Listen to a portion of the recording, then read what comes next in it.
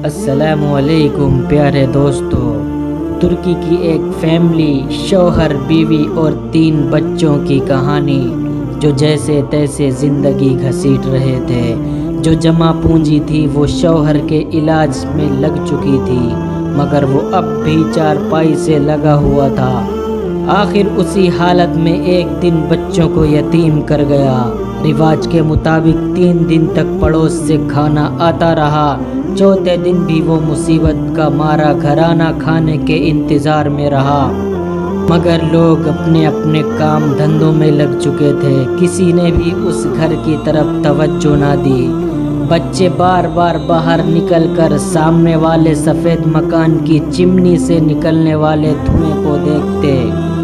وہ سمجھ رہے تھے کہ ان کے لیے کھانا تیار ہو رہا ہے۔ جب بھی پیروں کی آواز آتی انہیں لگتا کوئی کھانے کی تھالی اٹھائے آ رہا ہے، مگر کسی نے بھی ان کے دروازے پر دستک نہ دی۔ ماں تو پھر ماں ہوتی ہے، اس نے گھر سے کچھ روٹی کے سوکھے ٹکڑے ڈھونڈ نکالے، ان ٹکڑوں سے بچوں کو بھیلا پھسلا کر سلا دیا۔ اگلے دن پھر بھوک سامنے کھڑی تھی، گھر میں تھا ہی کیا جسے بیچا جاتا۔ پھر بھی کافی دیر کی تلاش کے بعد 2-4 چیزیں نکل آئیں، جنہیں کباڑیے کو بیچ کر 2-4 وقت کے کھانے کا انتظام ہو گیا۔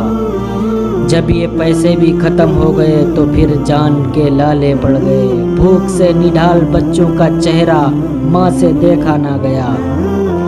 7ویں دن بیوہ ماں خود کو بڑی سی چادر میں لپیٹ کر محلے کی پرچون کی دکان پر جا کھڑی ہوئی۔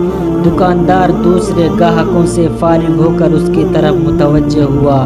خاتون نے ادھار پر کچھ راشن مانگا تو دکاندار نے نہ صرف انکار کیا بلکہ 2-4 باتیں بھی سنا دی۔ اسے خالی ہاتھ ہی گھر لوٹنا پڑا۔ ایک تو باپ کی جدائی کا صدمہ اور اوپر سے مسلسل فاقے۔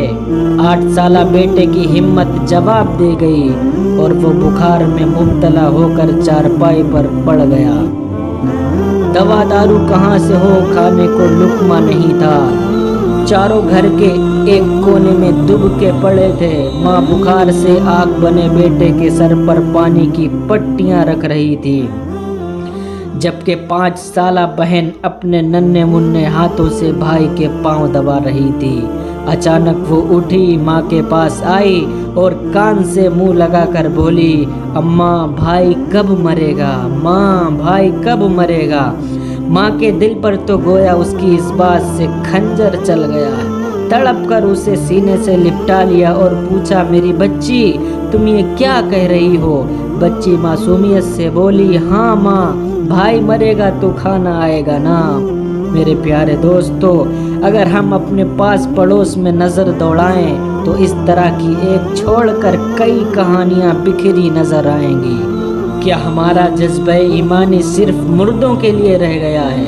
اللہ کے واسطے اپنے آس پاس موجود زندہ لوگوں کا خیال رکھیے۔